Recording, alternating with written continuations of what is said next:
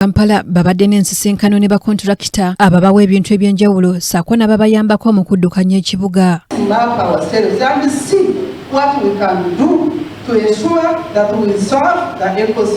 Luno lwetabiddwamu Ssenkulu wa KCCA Sharifa Buzeki, omumyuka we Benon Kigenyi ssaako minisita wa Kampala Hajjati Minsa Kabanda n'abalala bangi, ng'era luno lugendereddwamu okwongera okuteesa ku ngeri ey'okuteekerateekeramu ekibuga Kampala.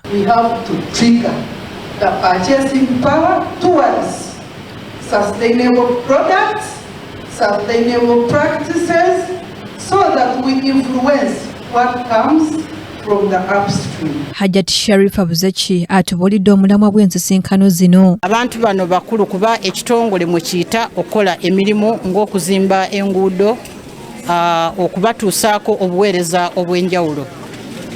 Tubadde tulina okubeera n'olukiiko nalwo kubanga bwe batakola mirimu gyabwe bulungi tetujja baweereza bulungi ate ng'ekitongole naffe tuba tetukoze bulungi.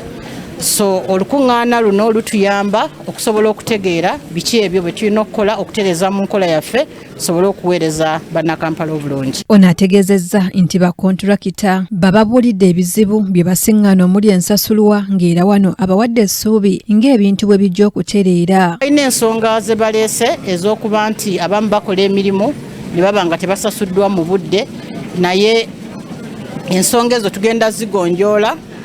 Era nga KCCA tuli committed okubanga abantu bano tubasasula mu budde kuba tukimanyi bwe tuba tetubasasudde essente ze bakozesa zikendeera n'emirimu gyaffe giba gitambula kasoobo. Ono asinzidde wano n'alaga nga bwe waliwo enkyukakyuka ku ludda olwa kasasiro ng'agamba nti ono takyavaamu kivundu kingi nga bwe gwalinga edda. Ababadde mu Kampala okumala ebbanga waliwo ekiseera nga mugamba nti bw'oba okutegeera nti otuuse mu Kampala osooka kuwulira kiwunya. Ababaddewo mukimanyi, naye kati oyingira Kampala n'ogifuluma nga towulidde muka mukyamu mu kibuga. Lwaki ekyo kizze kitya? Kizze lwakubanga twasalawo nti teri bisasiro kubeera mu kibuga kusukka lunaku. Ebisasiro ebibeerawo ku makya ekiro kyonna emmotoka byaffe biba bitambula okubitwala. Twalina obuzibu ku butale nga obutale biteeka ebisasiro ku kkubo.